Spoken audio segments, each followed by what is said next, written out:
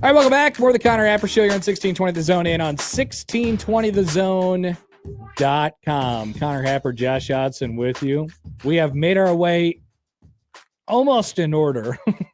We did skip Akron and Houston Christian, Josh. I did them the day you were gone. I didn't have a guest. Okay. All I right. told the people what they needed to know. That's good. Hard to find people who cover those programs, for the record.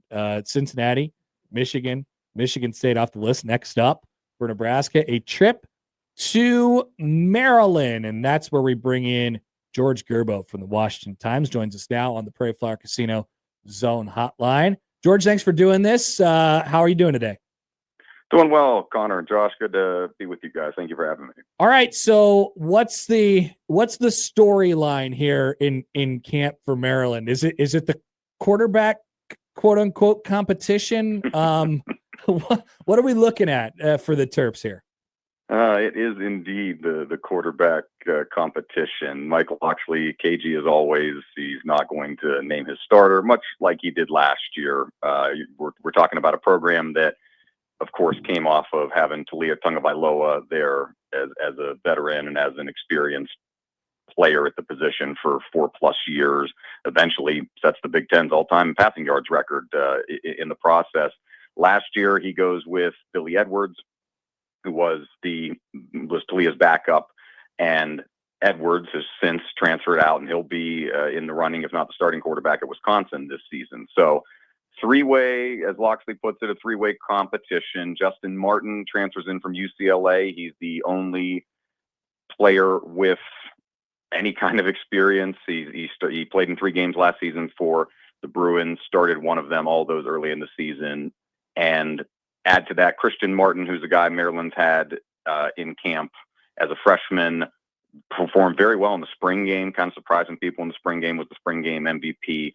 And then, of course, the people that most have their eyes on, Malik Washington, who's a local kid from Archbishop Spalding High School. It's about 40 minutes east of College Park near Annapolis, Maryland, 3-time Maryland state champion, one of the top recruits in this 2025 class. And he chose to stay home and come to College Park and play for Maryland. And I guess the question is, if he doesn't start the first game, when does he get the starting nod? And will Locksley actually go with a true freshman as his quarterback, which is something that he's not necessarily want to do in most cases. Yeah. Is he the odds-on favorite at the moment, even though he has a history of not wanting to start freshmen there? Yeah, I like it. Put me in the shoes. I would give him the chances to play in these games and to start right away against Maryland. Typically does this, and you're seeing the rest of the college football world do this, where they schedule, no other P5 teams. So they've got Florida Atlantic, they've got Towson, they've got Northern Illinois before they get into the meat of the Big Ten schedule, of course. So I think that's a perfect time for your true freshman to get the experience under him and then not have to do this will he, won't he thing. If I were to bet on it, I think that Locksley will probably pick Justin Martin as the guy who, hey, he's played in this league, even though it wasn't, much of a cup of coffee, to use a baseball phrase. And then he'll at some point get Malik in there for some second quarter, second half snaps. He showed us last year that he's willing to do this back and forth thing. Cam Edge, who was a quarterback that was in the program the prior 2 seasons, got a lot of playing time early on in the season as well as later in the season. So Locksley was very flexible in that regard, and Edge transferred out of the program after last season. So I can see a scenario where he doesn't necessarily start Washington right away against FAU in week 1, but that he'll go with Martin and then try and provide opportunities for Washington to get some playing time, and then maybe down the line later in September be like, okay, we're going to go with Malik now as his starter, because he's proven to me that he can catch up to the speed of the game in the Big Ten. Mike Locksley said at Big Ten Media Days he admitted that he felt like he lost the team last year in their 5-game losing streak to end the season. Losses to pretty solid teams. I mean, Minnesota, Oregon, Rutgers, Iowa, and Penn State. But it tailed off, as it sort of has for Maryland at the end of these seasons, even though it's not the Big Ten East and the Big Ten West anymore. What was at the heart of that for Maryland last year? Why did did Locksley, come to that sort of realization? What happened at the end of last year? Yeah, he admitted, he always gives us, I call it kind of his, State of the Union type address. And he uses Big Ten Media Days to kind of get his talking point out there about, what is kind of like the thing he's going to move forward with. 2 years ago, if you'll recall, was Maryland is here to contend and play for Big Ten championships. And the talent may have been the case with that, but they fell short in terms of production in knocking off the Ohio States and the Michigans of the world. Last year, he said his give-a-dang was busted or whatever. And then this season, it was the rearview mirrors ripped off. And admitting it's kind of a big thing for him because he's pretty honest with us, but he does stick to a lot of the coach speak. But for him to come out and openly say, like, hey, I lost the locker room last year, and we got a chance to talk to some of the players here in the first couple of weeks of camp. And some of them were, I would say, at least for me, like I was surprised, they were surprisingly candid that, yeah, we had guys that were receiving NIL money that got playing time over other guys who may have been better at the position. And a couple of Jalen Husky, a couple of the players, multiple players cited that as a reason when asked, like, yeah, we had some guys in the locker room that were upset about playing time based on NIL and whatnot, which I assume is something that's playing out all across college football, but it hit this locker room pretty hard. They only won one game after week 4 last year. It was on homecoming against Southern Cal, which made absolutely no sense. Maryland had to come back in the fourth quarter. The students stormed the field. It was very bizarre for a 3-win team at that point. that was the only game they won in the league. And they had other chances in there. Michigan State walked them off on a field goal. Jonathan Kim. In the final minute, they drove down with Michigan State had a freshman quarterback, drove down the field in September in week 2 and beat them. So there were, I'm not saying they would have been a bold team because there was a lot of lopsided results, but they Rutgers is a team that they usually hang with, and Rutgers, outclassed them. Iowa, same thing. So they could have been closer to a 5 or 6 win team, but just it appears that at some point after September, the haves and have-nots kind of divided into sides in that locker room, and it wasn't something that they could rectify among themselves. And I'll add into that too that Josh Gaddis, who was brought in 2 seasons prior as the offensive coordinator, in the middle of last season, Locksley made a change and said, I'm going back to calling the plays instead of Gaddis, which was basically the sign that Gaddis wasn't going to return after the season, and he did not, replaced by Pep Hamilton now. So a lot of just turmoil in the middle of the year last year that Maryland couldn't recover from. How much, I guess I'll ask it just bluntly, how much time does Locksley have to kind of figure this out? It's an excellent question. So a lot of shifting dynamics in Maryland athletics. If you recall the basketball season where the team made the Sweet 16, and then in the midst of the best run they've had in a decade, the head coach, blew up the spot of the athletic director saying he's going to leave, and also I want more resources. Yep. And the head coach himself left, Kevin Willard, to go to Villanova, and the athletic director, who was extremely loyal to Locksley, Damon Evans, took the same job at Southern Methodist.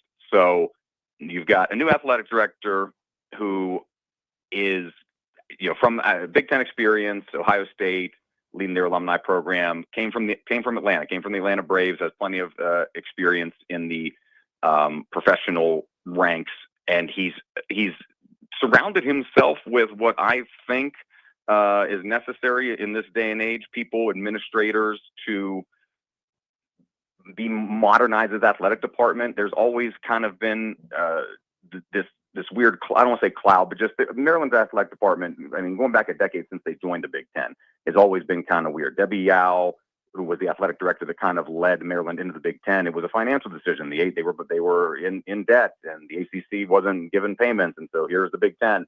And so one thing led to another, and so now Jim Smith takes over this department, and he has really, in a short amount of time here, remade it in his image. And he, from what he has said, both publicly and privately, he is, behind Locksley. Locksley is someone that the entire program, all the teams are rooting for, because they know that football stirs the drink, not only in attention, but of course in money in this day and age. So I'm willing to say 2 years. I think that because you had some people last year, and of course the knock on Locksley is win the big game. So they won 3 straight bowl games and got winning seasons, consecutive 3 straight winning seasons. but they can't beat Michigan. They can't beat Ohio State. They can't beat Oregon. They can't beat Penn State. And thankfully, they only have Michigan on the schedule now because of the divisional realignment, but there is still this can't win the big one monkey on his back. And I think he gets 2 years specifically with this recruiting class because it's a top 25 recruiting class. I think on 3 or 24/7 has him at number 22 overall. So he's done a really good job in the recruiting space. When it comes to getting the on-field results, that's where they've been lacking. So I think with a freshman quarterback that is as talented as Malik Washington is and can be, 6'5", big kid, super calm demeanor, good head on his shoulders, I think you give Locksley 2 years to see how that works. And then at that point, if I'm Jim Smith, I think you've got to take a hard look at, and maybe now is the time. We've given him as many opportunities as we can. This is his 7th season, so you'll be near, a decade of Locksley with, besides the bowl wins, nothing really major as it comes to the league in terms of victories. Well, you mentioned, I mean, there is opportunity in this, and the schedule this year, it sort of lines up. The softer non-con, start at Wisconsin, who's a little down, and then a crucial stretch with Washington, Nebraska, and then a trip out west to UCLA before it gets tricky with Indiana. There's Rutgers in there, at Illinois. November is awful. Michigan, yeah. Right.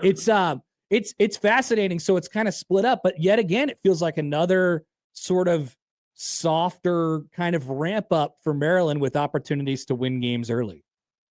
Yeah, there are those first 3. They've done a good job of in the past couple of seasons providing those opportunities. The Big Ten did that wrinkle last year where everybody played a league game in the first month.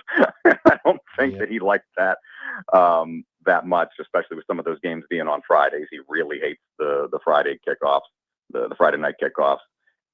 So yeah, you've got a chance to be obviously a 3-0 team here, and then going out to Wisconsin. Traditionally, they haven't played well at Camp Randall, generally because the weather kind of wreaks havoc and plays a factor. I think the last time they were out there was a kind of a rainy game, but and of course it's such an intimidating environment. But all these places that they go are going to be interesting, these road games, because of first time playing in the Rose Bowl against UCLA.